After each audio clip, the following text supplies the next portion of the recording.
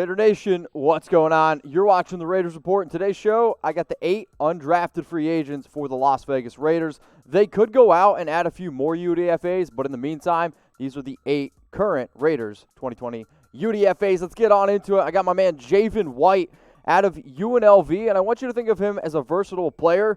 You can see him play linebacker, safety, and the Rebels, they even lined him up at cornerback a few times.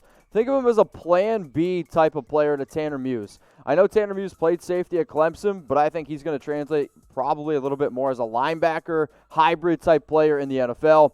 Good speed, solid tackler, but he seems to be a little bit better in zone defenses, so we'll see how he ends up fitting in this Paul Guenther scheme. Could be used to cover some tight ends because at 6'3", 205 pounds, he does have some solid size. Yes, I know a lot of y'all are going to say, oh, he's from Oakland, California. That is indeed. But watch his film because he is very, very stiff in the hips, and I kind of get worried if he's going to be able to go out and cover some shifty wide receivers, maybe like a guy like Tyreek Hill. So if y'all are diehard Raider fans and you need daily vids and live shows, I got you covered. Subscribe to the Raiders Report. We just crossed 45K subs, and from the 2020 NFL Draft, I got a lot of new people here watching, so please subscribe. If you're new to the channel, I will keep you updated as possible on your Las Vegas Raiders. This is a pretty awesome quote from about 2 weeks ago from Mike Mayock. At the end of the day, to me, the third day is just as important as the first round, and so is the acquisition of the college free agents. To me, that quote means this. We're going to go out and find UDFAs, and yes, I do think it's important to find some diamonds in the rough because if you remember, Keelan Doss, Alec Ingold, especially Ingold, really impacted the Raiders' 2019 season. Let's now get to a kicker here, and Dominik Eberle. The Raiders, I think, plan to just bring on some competition for Daniel Carlson, who struggled a little bit last year, and for Eberle, he hit 87.5% of his field goals in 2019 at Utah State. When I think about what he could potentially be, you could have him on kickoffs, and also, obviously, as our main field goal kicker, he's got the big leg. And Vegas, where weather can be a little bit hard to predict, yes, I understand we have the cover, but I want somebody who's able to kick in a lot of different conditions. And Carlson last year showed me he does struggle once in a while when it gets cold or if it's a little bit rainy. He's got the big leg, 21-24 at Utah State. But here's what I want to show you about Carlson, because I've already had a lot of people asking me, Mitch, were the Raiders going to draft a kicker? No. So now, after Carlson's season last year, where he was 19-26, made 34 or 36 extra points, I'm starting to wonder if maybe if Eberle comes in here and really gives Carlson a run for his money, maybe Daniel Carlson won't be the Raiders kicker in 2020. So for those of you that are watching this video on YouTube, I'm going to make this the pinned comment on today's show. What I want you to do, you might get with an ad break. While that ad is playing, I want you to scroll on down and let me know, will Daniel Carlson be the Raiders kicker this upcoming season? Y for yes or N for no. Let's get into a wide receiver here, George Mariner, and at 6'2", 195 pounds. I'm curious because he did get to work with a quarterback like Jordan Love, but from Tustin, California, he did lead the team last year with 63 catches, 987 yards, and 10 touchdowns. He was an academic All-American, and he was named to the academic All-Mountain West team. So shout out to George Mariner. Good luck to see if he can make the roster, which is actually filled with some more wide receiver talent now because you got Henry Ruggs. Obviously, you got Brian Edwards. You're also going to see Lynn Bowden also here for the receivers. I know we talked a lot about Keelan Doss last year, but let's get one thing straight. Mariner has got a long, long road to make the team. Long snappers, they're people too. My man Liam McCullough, what's up, dude? He did not mishandle a single snap while playing in 54 or 55 games at Ohio State.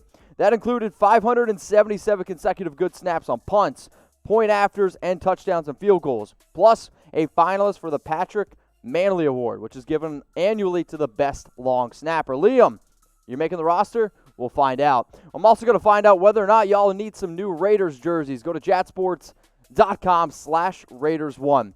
So if you want to pre-order any of the Raiders draft picks jerseys, this is the link you got to go to, okay? They're under $100, high-quality jerseys, chatsports.com/Raiders1.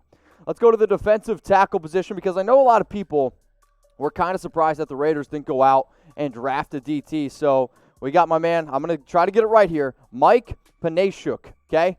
He is a defensive tackle from Michigan State, and at 6'4", 300 pounds, we'll see if he can make the roster because it's actually pretty deep, in my opinion, at the DT position. We went out. You got Malik Collins in free agency. We know we got Mo Hurst, P.J. Hall. You also went out and got a Daniel Ross, Jonathan Hankins you have. It's not going to be an easy road for him, but if he puts in some hard work, I will admit this, he by far has the greatest beard in the silver and black. Let's go to the offensive guard position now. We got Kamaal Seymour. Mountain of a man at 6'6", 324 pounds, but he also was a 2020 NFLPA Collegiate Bowl. He did very well at the Collegiate Bowl, I guess, which kind of put him on some people's radar.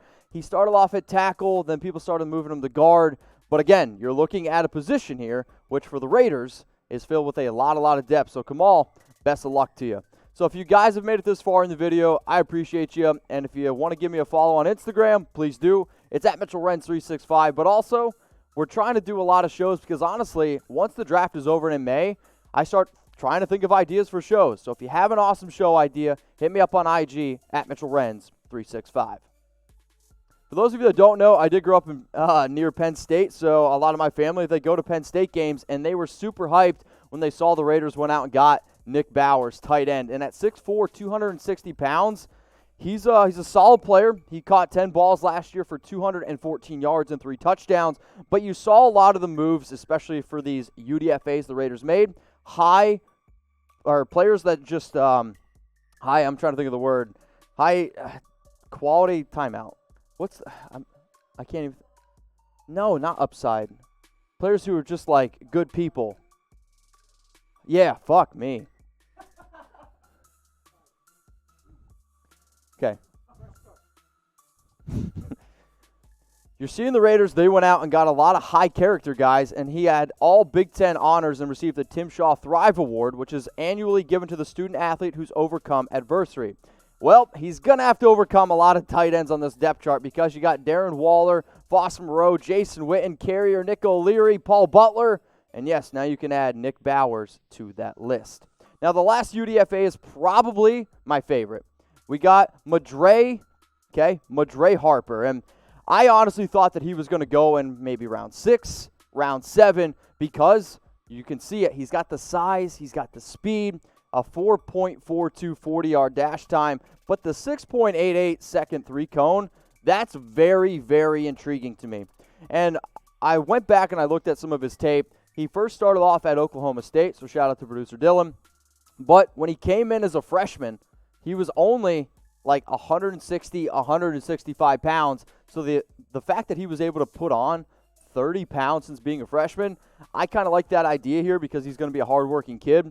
Now, there are some people who say he's got some character issues, at least that's what I've heard. But if you talk to his Southern Illinois coaches, they say he's a very high-character player. He's going to be a hard worker, and he's going to come in and bust his tail. But he's also really going to push his teammates. He's from Arlington, Texas, but when you see his tape, it's actually not that good, in my opinion, honestly. But he's got the build, and if you're a coach like Jon Gruden, if you're a GM like Mike Mayock, and you think that you can make something out of him, hey, it's going to be an interesting signing. But another player who we did add a ton of depth in the draft and in free agency, obviously we got Demarius Randall at free safety.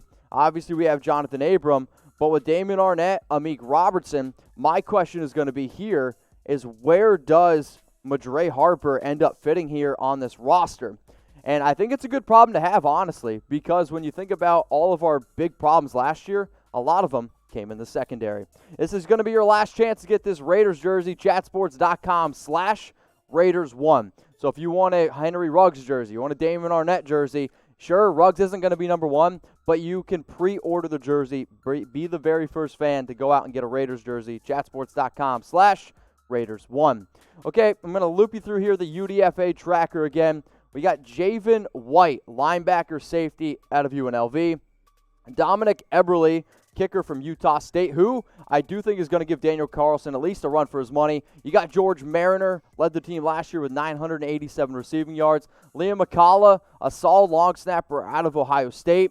And then my man Mike, okay, the greatest beard, okay. If you guys haven't seen this man's beard yet, go check it out. Defensive tackle from Michigan State. Kamaal Seymour, offensive guard from Rutgers.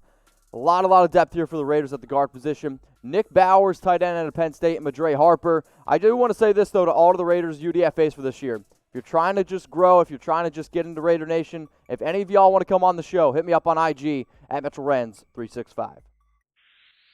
Raider Nation, what's going on? Is this the #1 Raiders channel on YouTube? For Chucky Heads, believe it, baby. And if you haven't already, subscribe right here. I'm giving you Chucky Heads news, rumors, Raider Nation rumors. And look at this, I'm making your life easier. Check out my next video. Thanks for watching, and go Raiders.